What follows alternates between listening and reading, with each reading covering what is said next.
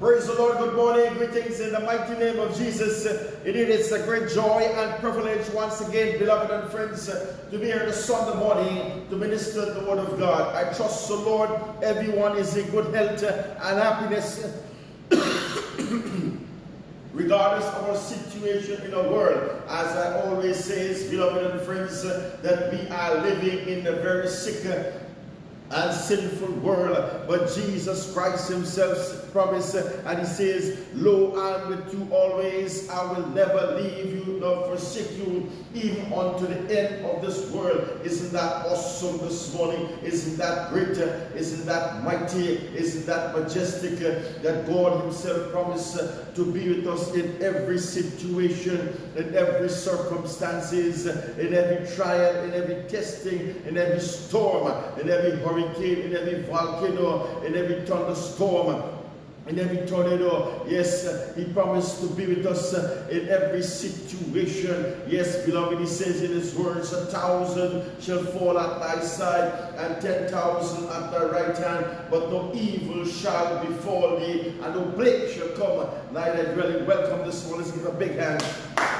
God bless you richly and sincerely from my heart. I release that very special blessing upon your life today, and I pray that God will bless you physically, spiritually, socially, materially, financially, educationally, every area in your life, and whatever you do with your two hands, it shall surely prosper in Jesus' precious and gracious and wonderful name. Let me break it down again this morning. I pray that God will bless your homes.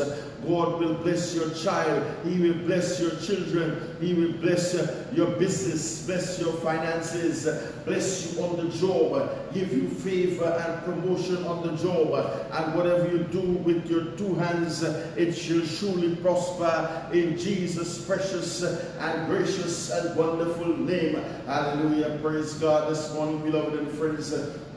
This very Sunday morning, I cover everyone under the precious blood of Jesus, and I build a hedge around your life this morning. I pray the blood covering upon your life, for the blood of Jesus is so efficacious, and the blood of Jesus is so powerful. The blood of Jesus is a repellent that destroys every yoke and every bondage and every fetter and every evil and every work of darkness.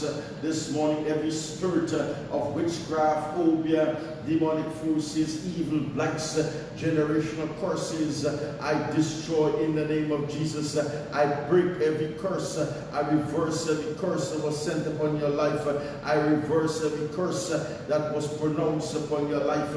I break every chain, every curses, whether fourth, second, third, or fourth generational curse. I break and I destroy under the blood of Jesus. I break every chain, every barrier, every fetter, every evil, and every work of darkness. For whom the Son set free is free indeed. You are free this morning. Jesus' name, give a big hand. You are free in that mighty name of Jesus. Beloved and friends, Jesus said in his words, healing is the children's bread, and the first covenant he made with man was the covenant of healing. For he was wounded for our transgressions, he was bruised for our iniquities. The chastisement of our peace was upon him, and with the stripes I'm healed. You are healed, you are healed, you are healed. In Jesus' name. Isn't that awesome today? Hallelujah. Praise God. Father God, this morning you can pray with me. Father God, this morning I pray you dip this mortal man of clay in the river of liquid fire of the Holy Spirit.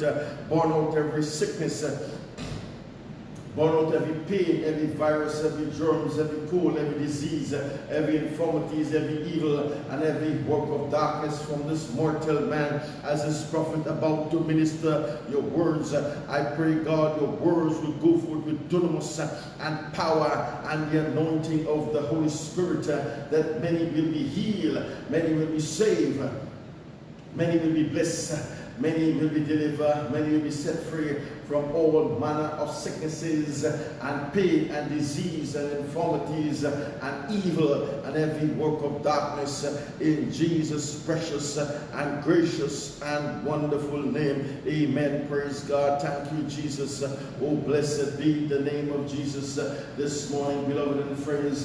Let me dive straight into the Word of God, for nothing more to be said this morning but the Word of God. Hallelujah. If you have your Bibles, let's keep our Bible at hand. This generation, beloved and friends, I will speak about Sodom and Gomorrah. Sodom and Gomorrah today. Yes, beloved and friends, I just want to tell you something before I get into the Word of God. Thousands of years ago, when Satan, Lucifer, the bright and morning star, the worshiper, the first beautiful angel that God has created and decorated, when he rebelled against God and he tried to overpower God, God cast him down upon the face of the earth with 1/3 of the angels upon this earth. Do you know where Satan's kingdom is in this earth? Satan has a throne, he has a country, he has a city where he dwells. And do you know, it will shock many of you today, but I know plenty know already.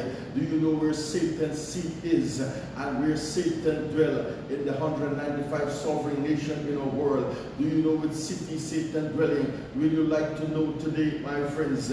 Satan is dwelling in the city, in the country of United States of America, and he is in the city of, he is in New York City. Yes, my friends, many has not known that, and you see that statue. I will have to speak more about that Statue of Liberty that they have there, which was when they had there, and it says it was from there when America gained independence in 1776, beloved and friends, but there is a lot more to that.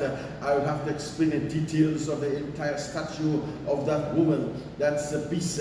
Yes, my friends, that where Satan's seat is in New York City. I want to speak today about Sodom and Gomorrah. Sodom and Gomorrah, and what happened in Sodom and Gomorrah, and what we need to know, beloved and friends.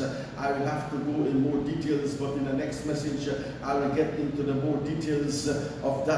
Praise God. But I just want to let you know what is happening in our world today. This generation has become worse than Sodom and Gomorrah. Are you hearing the prophet this morning?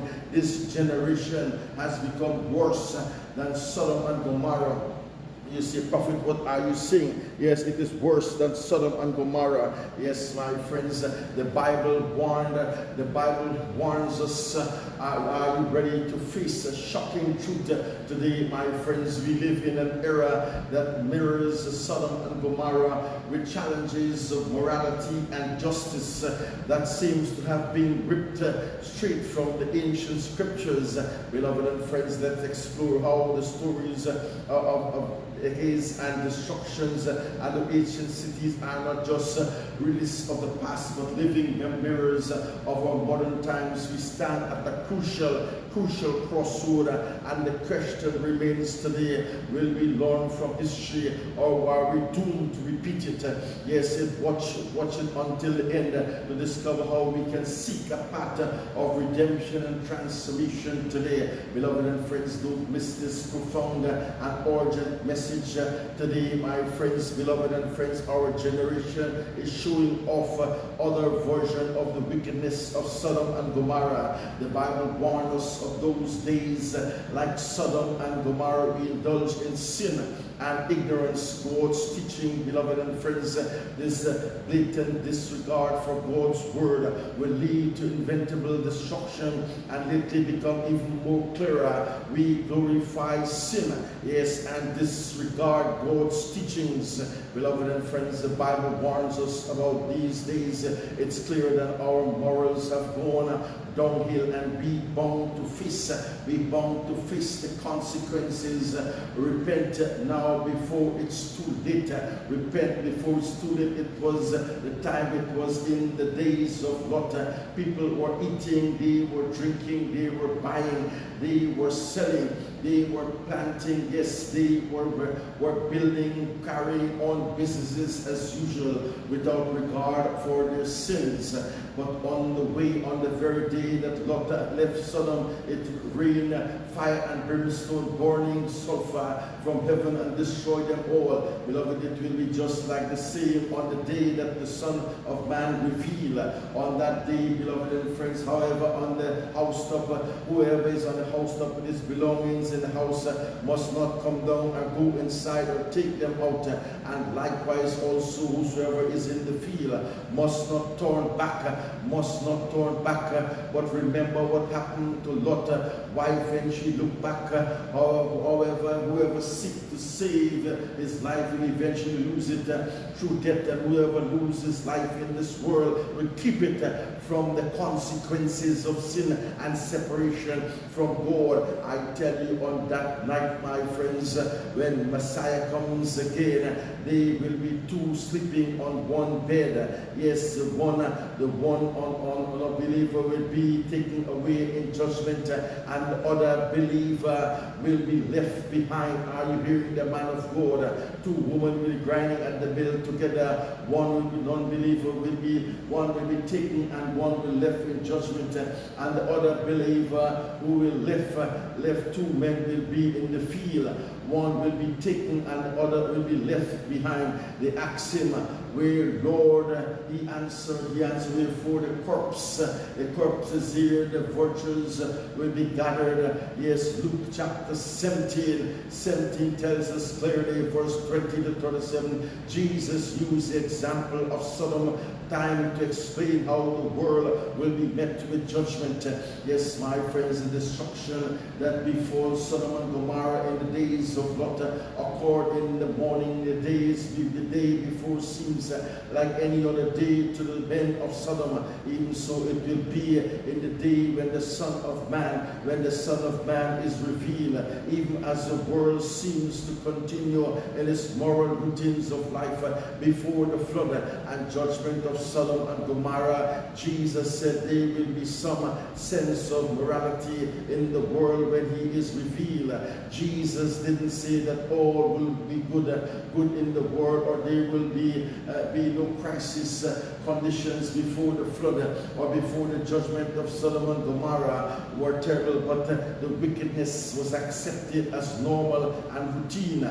Significantly, my friends, there are other passages of scripture that seems to indicate that Jesus will return to a world that will be anything but business as usual, and then there will be great tribulation, such as that never since the beginning of the world until the time nor shall ever be. Beloved and friends, Matthew chapter 24 verse 21 tells us, and the kings of the earth and the great men, the rich men, the commanders, the mighty men, every slave, every free man hid themselves in the caves and the rocks of the mountains, and said to the mountains and the rock, fall on us and hide us from the face of him who sits on the throne and from the wrath of the Lamb. Praise God. Revelation chapter 6 verse 15 to 16, the conditions of the world before the revealing of Jesus and are described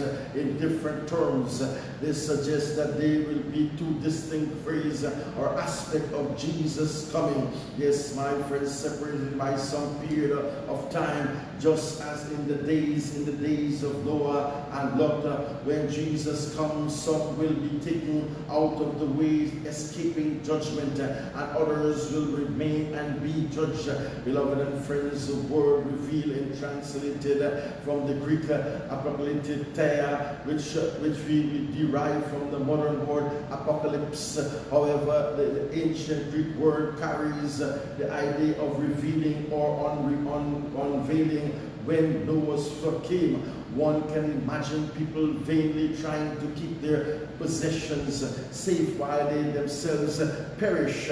Beloved and friends, however, if one is to prepare for Jesus' coming, they will not be concerned about the material things that left behind. Yes, the focus shall not be on what is in the house, but on what is in the heavens. Yes, my friends, do you not know that the friendship with this world is enmity with Almighty God. However, therefore, whoever wants to be friend of the world makes himself an enemy of God.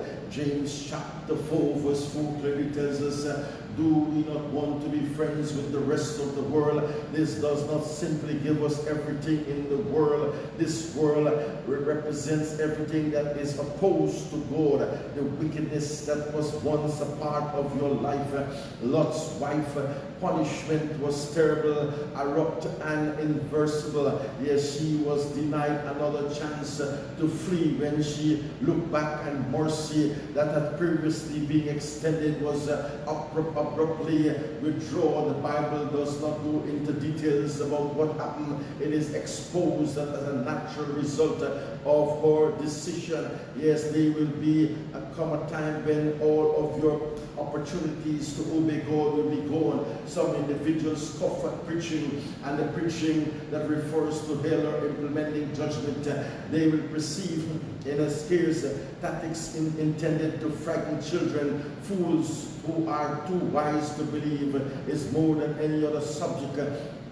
Jesus spoke about hell. His words inspired images of gnashing teeth and unquenchable fire. Beloved and friends, consider the innumerable examples of people who had the opportunity to do the right thing and then lost the opportunity. However, this morning, Pharaoh who Korah in his gang, Judas Iscariot, and so on, my friends. Lot wife lessons are still relevant today. God is still ready to condemn all men on his word, and they still not look back.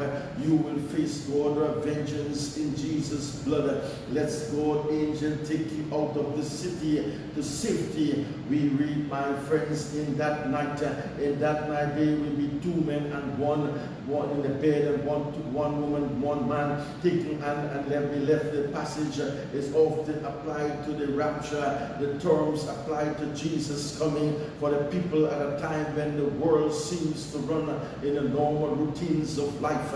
Beloved and friends, Jesus promised that he will return to earth to take his people to be with him after his resurrection. Jesus ascended to heaven, and the disciples witness his ascension. Acts chapter 1 verse 9 through 11 clearly tells us, and after he said these things, he was caught up as he did look on, and a cloud took him up out of the sight.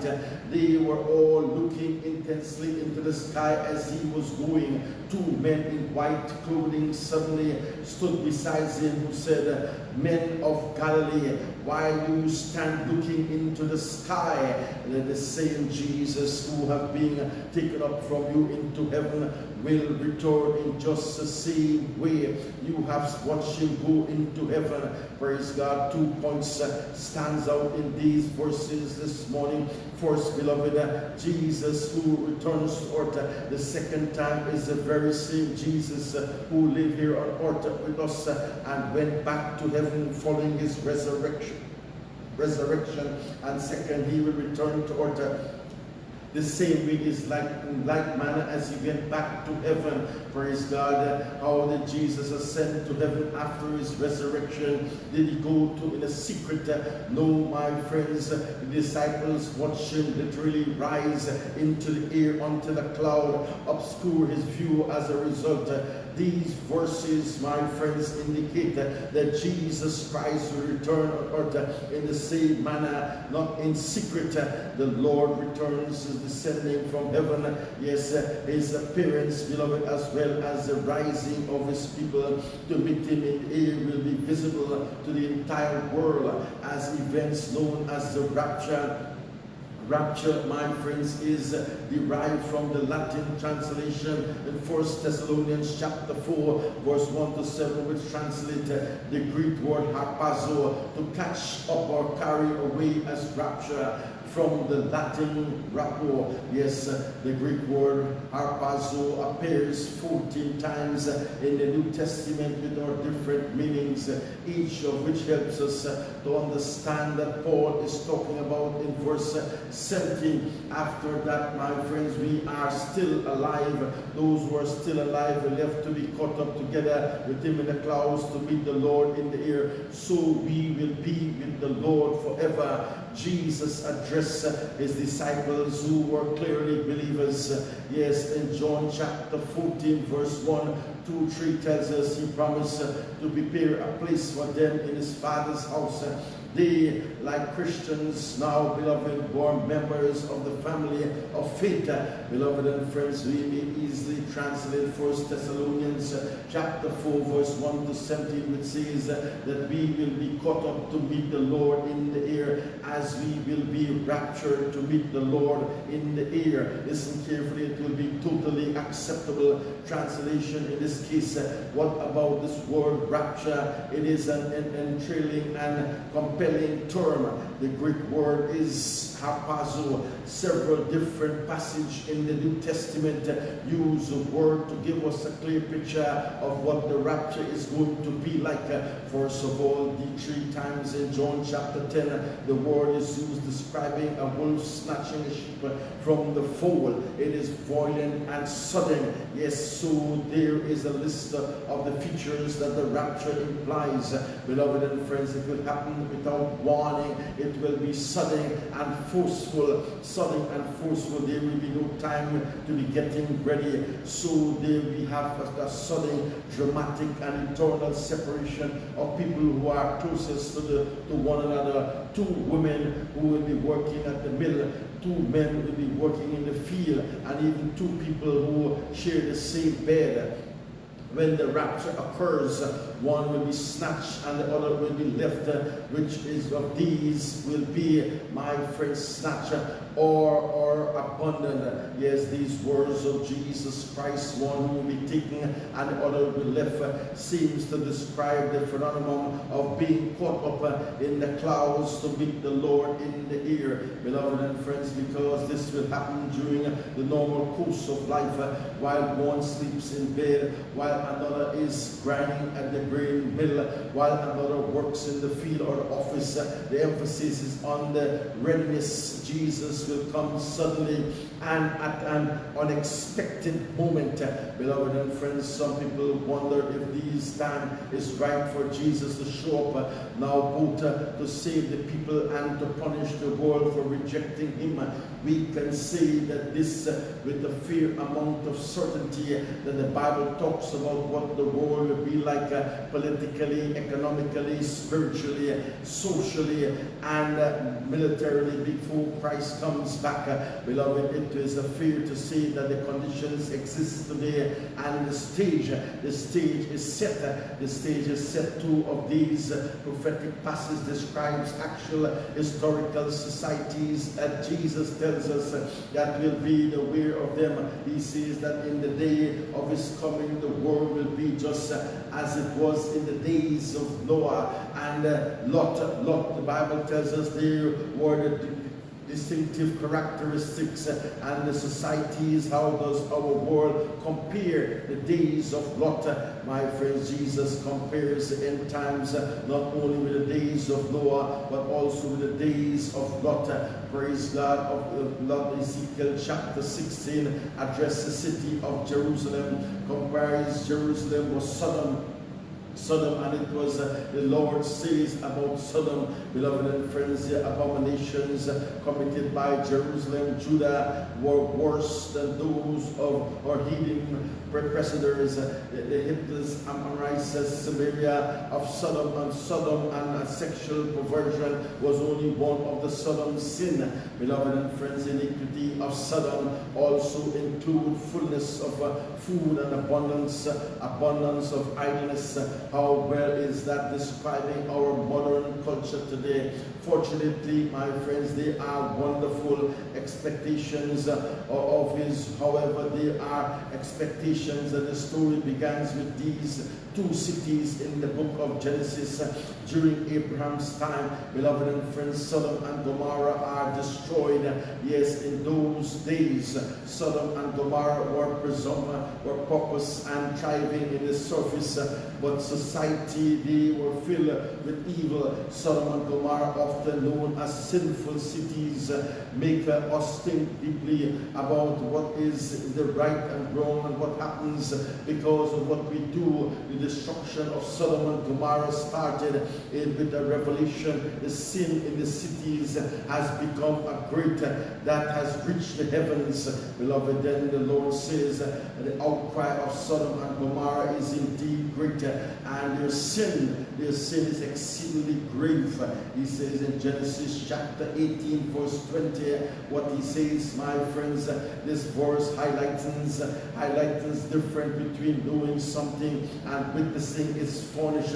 For instance, God knows how much we honor and love him, but he wants us to show his through our actions in the service. Similarly, the conversation between God and Abraham about justice isn't just because God needs to be remembered that what is right, more about Abraham understanding of the nature of justice. That this verse emphasizes that the outcry against Sodom and Gomorrah sins prompted God's response, highlight the importance of action and the visible impact image. A time before the birth of Isaac, Abraham, long-awaited son, Abraham, known for his unwavering faith and exceptional hospitality, presents a contrast that the residents of Sodom and Gomorrah, his life since shines as an example of hope and kindness, surrounds by the city filled with selfishness and evil. Beloved and friends, Abraham prayed for the city. We reach a critical moment as we get into the central part of the story of this message. God has made a unique promise to Abraham, an arrangement that will change the future for many people during the time of God. For Abraham was about to plan to destroy Sodom and Gomorrah because of the extreme behavior, but Abraham, even the intercessor, pleaded with God for the righteousness. Yes, my friends, he pleaded for the righteousness. Praise the Lord, he pleaded for the righteousness. Yes, living among the sinners in the cities, he pleaded for Sodom and Gomorrah. He pleaded for Sodom and Gomorrah, that God will save Sodom and Gomorrah. Yes, my friends, he pleaded for that God. He prayed that God would save Sodom and Gomorrah. Why did he do that, my friends? Because he loved the people. And he pleaded to God. He pleaded to God to save Sodom and Gomorrah from their sins. But they did not accept. They continued to sin. Yes, my friends. Yes, the city, it was requested the appeal of a prophet who cared deeply for the lives of others. Beloved and friends, even those he didn't know, Abraham approached the Lord and said, will you indeed wipe away the righteous with the wicked? Yes, my friends, Genesis chapter 18 verse 23 clearly tells us Abraham's conversation with God, because conversation with God reflects a common ancient belief. People were often seen as part of a group, yes, like a family or city. Praise the Lord, rather than individuals. Yes, my friends, if one person did wrong, yes, the whole group might face the consequences. Beloved and friends, Abraham pleaded for Sodom to be similar. He was asking God to spare the city if there were enough righteous people. Yes, my friends, highlighted the idea of individual, yes, responsible ability over collective punishment.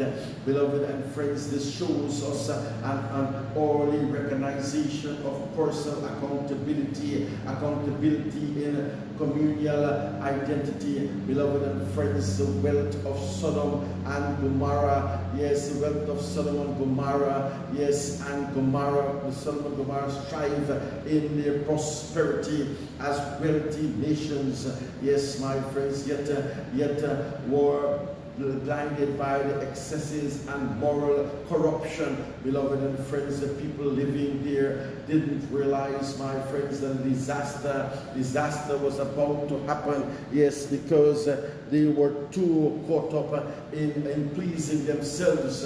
Yes, on the other hand, beloved and friends, Abraham, who was a good and moral person, yes, was very different. He was very different. He tried to save any good people who might have been living in the cities. Yes, my friends, in this case, it isn't just about the judgment, yes, that tells on Sodom and Gomorrah. No, my friends, it's also about mercy, compassion, and the power of intercession. Beloved and friends, it tells us how much difference one person can make, probably when they decide to help others. Beloved and friends, even when it seems like the chances are against them. Beloved and friends, what the Bible tells us, the lives of the people, as the story goes on this morning, we meet the main people living in these cities. Yes, my friends, their lives are made up of different choices and things they do, my friends, and each plays a part in what ends up happening, my friends, to them. Praise the Lord. This isn't just about what happened in the past. No, my friends, it's like a mirror that shows us our own lives, yes, and the world we live in today. Praise the Lord. The story, my friends, strongly hints as what will happen after, later, and reminds us that our actions can lead to results that can't be changed and might affect many things. Are you hearing the man of God today? This warning about the dangers of letting moral slip. Moral slip shows, my friends, how important it is to live a life based on good values. The rise of sin, beloved, the sin of Sodom and Gomorrah. The sin of Sodom and Gomorrah has been subject to much debate and interpretation, my friends. Traditional views often cited just as a principal offense, beloved and friends, as evidence today by the tongues people actions towards the angels that visited Lot.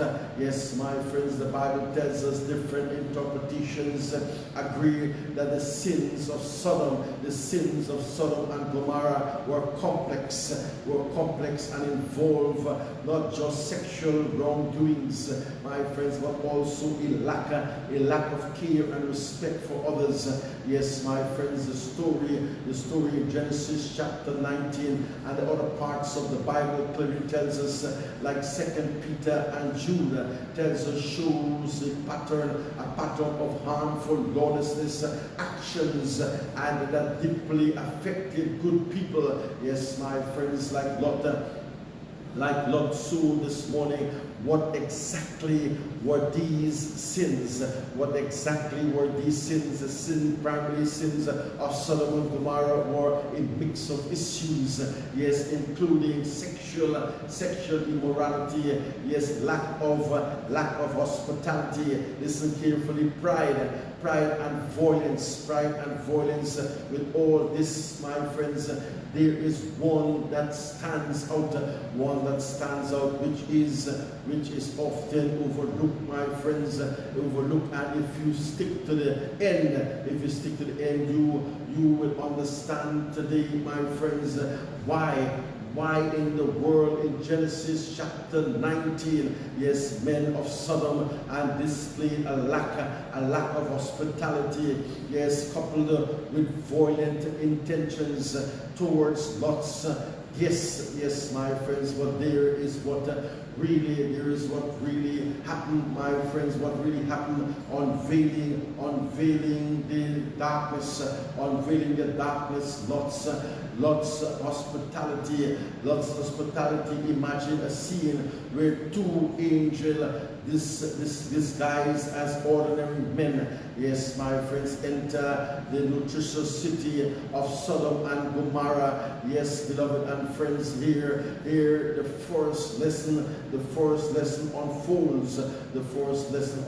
The society character is often reflected in its hospitality. Yes, my friends, it was evening when the two angels came to Sodom, and Lot was sitting at Sodom city, yes, gate, beloved and friends, seeing them, Lot give up to the meet them and bow down with his face, his face to the ground.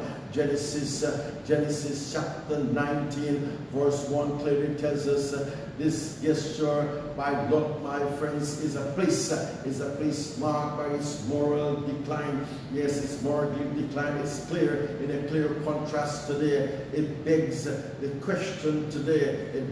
question how often do we overlook the opportunity to extend kindness to strangers?